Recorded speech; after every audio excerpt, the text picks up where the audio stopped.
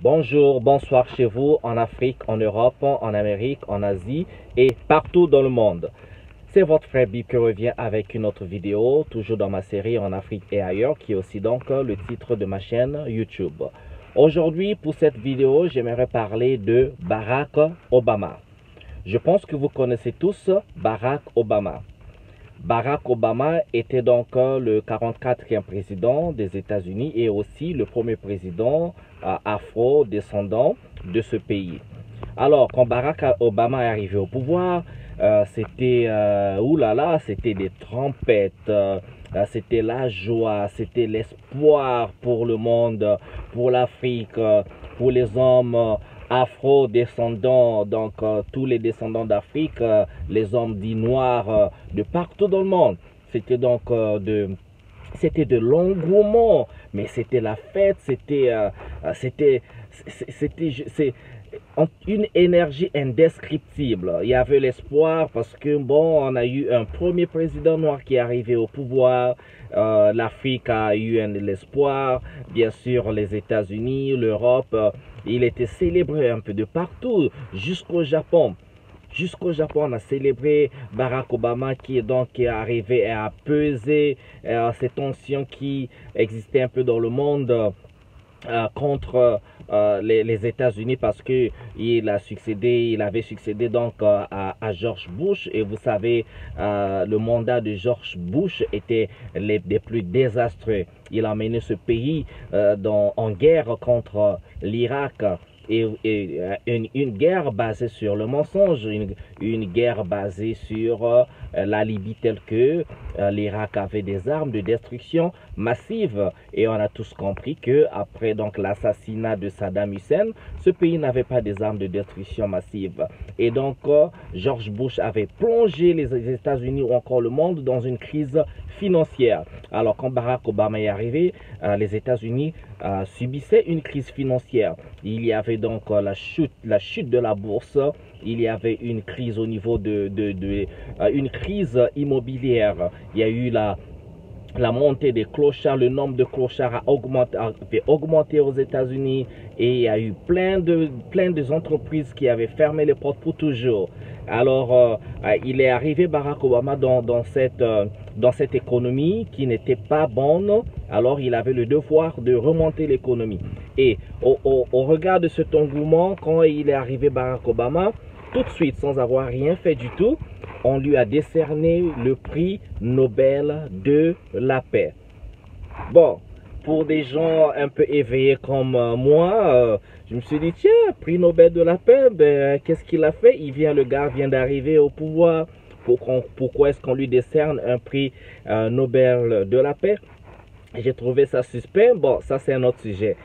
Parlons de prix Nobel de la paix. Qu'est-ce que c'en est devenu de ce prix-là? Alors, Barack Obama qui a représenté l'espoir des Africains, l'espoir des Noirs, l'espoir de beaucoup de gens, que voilà, les États-Unis, il y aurait peut-être la diminution ou encore l'élimination totale du racisme. Mais ce qu'on a assisté tout de suite, c'est comme si Barack Obama, il avait déclenché le racisme, il a déclenché tous les démons que j'appelle les démons des groupes radicaux comme le Ku Klux Klan, donc cette montée de haine contre les Noirs, le racisme a encore augmenté, qui a doublé. Bon voilà, je ne veux pas parler du racisme nécessairement, je voudrais parler seulement de Barack Obama.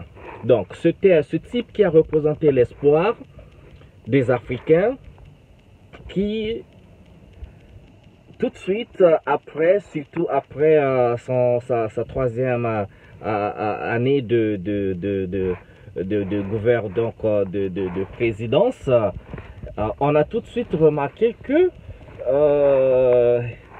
cet espoir que nous avions, qui va changer les choses, ça a commencé à s'étioler. On a commencé à se questionner. Mais comment Barack Obama arrive au pouvoir? Tout de suite, il y a un programme de drones qui est lancé. Et tout de suite, les tensions en Afrique ont commencé. on va parler de la Libye. Barack Obama qui représentait l'espoir, on a vu pendant sa présidence, on a vu sa collaboration donc avec la France, avec et donc le renversement de Laurent Gbagbo de la Côte d'Ivoire. On a vu donc l'implantation ou encore le renforcement de cette organisation dite AFRICOM, donc en anglais on pourrait dire Africa Command. Il y a eu le renforcement donc et l'implantation des bases militaires en Afrique. Alors on a commencé à se dire, mais lui qui a représenté l'espoir du monde, l'espoir du peuple, que voilà les nations, les États-Unis, cette nation, cette grande puissance mondiale qui donc s'est érigée en nation, qui donc en shérif du monde, qui doit donner son mot d'ordre à tout le monde, qui doit donc vendre sa démocratie à tout le monde, qui doit donc donner la ligne de conduite à tout le monde. Et tout de suite, on a vu que ça n'allait pas. Et tout de suite, c'était la Syrie. La guerre en Syrie a commencé. Comprenez, avant ça, avec George Bush qui était là, il y a eu donc cette émergence ou encore le groupe terroriste Al-Qaïda qui battait le plein. Ça, c'était remplacement un peu du groupe terroriste Hezbollah. Et après, il y a eu Al-Qaïda. Bon, avec Barack Obama, on a eu l'ennemi public numéro 1, c'était donc Oussama Ben Laden. Donc avec Barack Obama, Oussama Ben Laden a donc été déniché, attrapé et tué. Alors on s'est dit, ok, comme le chef de file du groupe terroriste Al-Qaïda a été assassiné, et donc il n'y aurait plus Al-Qaïda. On a vu, donc on a assisté à la tombée ou encore à la chute, à la diminution de puissance de ce groupe terroriste. Donc ça, c'est sous Obama, n'est-ce pas? Et alors tout de suite, c'est la Syrie avec Bachar al-Assad, excusez-moi, je prononce mal son nom, mais avec Bachar, qui est donc le président de la Syrie. On a eu Obama a prononcé des discours, vous pouvez regarder sur YouTube, discours de Barack Obama contre la Syrie. Il a eu donc des pressions au niveau des républicains, il a eu des pressions de ce pays qui disaient oui, il est faible, c'est un président faible et tout.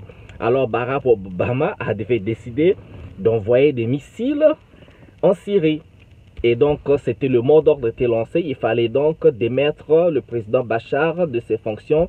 Et on a créé comme d'habitude cette formule de dire que non, voilà, ce sont les populations qui se rebellent. La population veut de la liberté, et donc il fallait donc armer la population, il fallait aider les populations pour démettre Bachar de ses fonctions. Donc on a vu les États-Unis avec donc Barack Obama avec sa secrétaire d'État qui était donc Hillary Clinton. Ouh là là, cette femme, Hillary Clinton, cette femme, mais je vous assure, oh là là. Donc, Hillary Clinton, dans l'administration Obama, le mot d'ordre était lancé d'envoyer des armes en Syrie, soutenir les rebelles, que des groupes rebelles qui se sont formés. Et ces groupes rebelles, ça a commencé d'abord avec les populations, il fallait protéger les populations. Après le discours contre les populations, c'était donc former les groupes rebelles, soutenir les groupes rebelles. Après, tout de suite après, ces groupes rebelles se sont transformés et ont donc formé une unité qu'on appelle ISIS. Donc le groupe islamique, c'est un autre groupe terroriste. Ce groupe terroriste ISIS a été bien financé, bien formé par les États-Unis. C'est né sous Barack Obama. Et sous Barack Obama, nous avons vu la chute, la décadence de la Libye. Et ils ont utilisé comme ce qu'ils font d'habitude et ce qu'ils font aujourd'hui à l'égard qu'on voit de la guerre entre la Russie et l'Ukraine plutôt, excusez-moi. C'est donc l'OTAN. Ils ont utilisé l'OTAN comme d'habitude, cet organisme qui est devenu leur manette de contrôle. Ils jouent sur le temps, ils jouent sur la démocratie pour déstabiliser le monde. Donc, sous l'aval de l'OTAN, c'est la même formule qui a été appliquée pour dire non, voilà, la population libyenne, on en avait marre de Kadhafi, il fallait qu'il quitte, ils se sont rebellés. Ils ont fait la même formule, ils ont armé les rebelles pour déstabiliser Kadhafi et le résultat, vous connaissez. Kadhafi a été assassiné sauvagement, mais sauvagement. Et ça, c'est sous Barack Obama. Laurent Gbagbo, le président de la Côte d'Ivoire, qui était président de la Côte d'Ivoire, il y a eu la même formule, rebelle. La France, comme la France, c'est elle qui contrôle donc les ressources de la Côte d'Ivoire, parce que la Côte d'Ivoire était une ancienne colonie française. Donc la France, avec sa nostalgie coloniale, voilà, ne peut pas admettre qu'un président ivoirien, un président d'un pays francophone, impose la souveraineté de son pays. Et donc, sous l'aval de l'OTAN, la France, c'est carrément l'armée française, c'est même pas l'OTAN, c'est l'armée française qui s'est déplacée pour aller combattre l'armée militaire, les forces militaires ivoiriennes, capturer Laurent Gbagbo et l'emmener en prison à La Haye chez eux. Et ça, c'est sous Barack Obama. Le programme de drones. Les drones, donc, ce sont ces appareils volants sans pilote qu'on peut manipuler avec une machine, avec une manette télécommandée depuis les États-Unis et qu'on peut envoyer partout dans le monde pour faire les ravages nécessaires. Et ça, c'est sous Barack Obama. Donc, le programme de drone a fait des ravages dans le Moyen-Orient, en Irak, en Iran, le Yémen, dans toutes ces zones. Il y a eu des protestations aux États-Unis. Même l'acteur célèbre Danny Glover, il s'était mis dans la rue. Nous sommes mis dans la rue. Il y a eu des protestations pour arrêter le programme de drones. Mais des milliers de personnes sont mortes. Des milliers de femmes, des enfants, des personnes innocentes ont été tuées au Moyen-Orient. Ça, c'est sous Barack Obama. Comprenez que le gars qui est arrivé, Barack Obama, qui a donné l'espoir au monde, le chef des armées américaines, donc comme on dit, de First Commander des États-Unis, qui donc était censé représenter la paix, qui était censé représenter l'espoir du monde. Et regardez ce que je vous ai cité. Et aujourd'hui, nous avons, après la mort de Kadhafi, aujourd'hui, qu'en est-il devenu de la Libye? Mais c'est un désastre et c'est un chaos. Et ça fait déjà, on va vers 10 ans. La Libye est dans un chaos. Le pétrole de la Libye, les richesses de la Libye sous les corporations occidentales. Le peuple libyen qui avait quasiment du tout, qui ne souffrait pas. Moi, je ne dis pas que Kadhafi était un ange, mais comparez la Libye de Kadhafi à la Libye d'aujourd'hui, les gars. Des peuples noirs d'Afrique. Moi, je me rappelle quand j'étais en année, quand j'ai eu ma licence en finance, je voulais bien aller étudier, continuer, poursuivre mes études en Libye, mon master en finance en Libye. Mais aujourd'hui, bon, je suis pas allé juste par les circonstances de la vie, mais aujourd'hui, regardez la Libye. Nos frères noirs là-bas, il y a eu l'esclavage des hommes noirs, ceux qui ont la peau comme moi. Carrément l'esclavage jusqu'aujourd'hui. Donc la vente des hommes noirs de l'Afrique subsaharienne. Et ça, c'est sous Barack Obama, qui a reçu le prix Nobel de la paix. Alors remarquez, je ne vais pas critiquer Barack Obama juste parce que j'ai envie de critiquer. C'est pas parce que je ne suis pas en train de jouer à ce jeu-là, un noir qui flagelle un autre noir, mais c'est la réalité. Les gens doivent comprendre que tout président des États-Unis, tout président de la France n'est pas là pour travailler pour les intérêts de n'importe quelle nation, de qui que ce soit. Il sera toujours pour les intérêts de la France. Que ce président soit noir, que ce président soit chinois, que ce président soit de je ne sais quelle descendance, ce président travaillera toujours pour les intérêts de la nation impérialiste qui est les États-Unis, toujours travailler pour le système français, pour le système, si c'est la Grande-Bretagne, ce sera toujours pour ce pays occidental. Ce ne sera jamais pour un pays africain, pour les intérêts de notre pays, c'est toujours pour les intérêts de leur pays. C'est ce que les gens doivent comprendre. Donc ce n'est pas la couleur de peau de Barack Obama, ce n'est pas de sa descendance parce que son père fut kényan, il a des origines africaines. Ce n'est pas ce n'est pas ce qui compte du tout, mais c'est le programme et le système de cette nation établi pour gérer, assumer les intérêts des États-Unis, les intérêts de la France, des nations, de n'importe quelle nation occidentale. Ce ne sera jamais pour les intérêts de l'Afrique. Et Barack Obama arrivé au pouvoir avec tout l'espoir qu'il a donné. Au finish, nous avons vu les résultats. Il y a eu donc la montée de l'immigration entre l'Europe, toute cette zone libyenne qui est devenue donc le nid des rebelles, des nids des terroristes. Les populations étaient donc obligées de fuir. La Méditerranée, la traversée de la Méditerranée, donc quitter cette zone Afrique du Nord pour aller vers les territoires européens. Et Lampedusa, vous regardez combien de milliers, combien de morts, combien d'Africains sont morts en essayant de traverser la mer Méditerranée pour rejoindre les territoires européens, trouver refuge. Vous pouvez faire une petite recherche Google pour voir tout ça.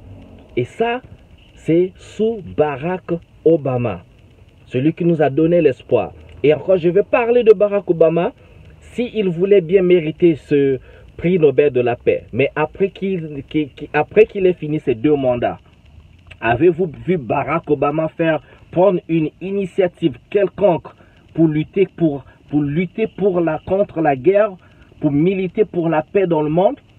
Avez-vous vu un discours de Barack Obama pour essayer d'arrêter la guerre au Yémen? La guerre au Myanmar, donc le Myanmar qui est le Burma, le pays qu'on appelle Burma, où il y a avec leur présidente Aung San Suu Kyi qui est aujourd'hui aussi dans le pétrin. Avez-vous Barack Obama battre des campagnes contre la guerre? Aujourd'hui, il y a la guerre entre Russie et l'Ukraine. Avez-vous seulement entendu un seul mot de Barack Obama? Avez-vous vu Barack Obama venir en Afrique pour pouvoir arrêter le conflit, surtout au Congo, au nord du Congo, nord Kivu, à l'est du Congo? Avez-vous Barack Obama dire un mot pour arrêter la guerre dans le monde? Même quand Donald Trump est arrivé au pouvoir, il a jeté des mother of bombs sur l'Afghanistan. Avez-vous entendu un seul mot de Barack Obama? Pas du tout. Alors, allons réfléchir. Allons réfléchir. Alors, on va dire quoi? Barack Obama, un traître ou pas? Ou juste quelqu'un qui fait sa mission d'assurer la suprématie et ce statut d'impérialiste de première puissance mondiale qui est donc cette nation appelée les États-Unis d'Amérique. Voilà, c'était une longue vidéo de un peu plus de 17 minutes, maintenant 18 minutes. Bon, c'était très nécessaire de comprendre que l'Africain, on doit se réveiller. Nous n'avons pas d'amis. Chacun doit protéger ses intérêts. Le monde ne viendra pas du ciel, ça viendra de nulle part. C'est nous qui devons nous battre à développer des programmes de défense de nos territoires. On doit développer des armes, des systèmes pour défendre nos richesses et assurer l'avenir de notre continent, l'avenir de nos nations. Et si on n'arrive pas à bâtir une vraie union africaine, je vous assure qu'on risque de repartir vers une nouvelle colonisation, surtout avec la Chine qui arrive en grande force sur les territoires africains. Voilà, c'est ce que je voulais dire pour cette vidéo. On va revenir sur ce sujet. Je vous souhaite bien le bonheur chez vous. Et souscrivez-vous à ma chaîne, mettez un petit j'aime si vous voulez, parce que j'aimerais bien que mes messages portent et que les gens réfléchissent sur ça. Si vous avez un petit commentaire, laissez le commentaire, je serai ravi de lire ou bien de lire vos contributions. Merci et portez-vous très bien. On se retrouve à une autre vidéo dans ma série En Afrique et ailleurs. Ciao, ciao.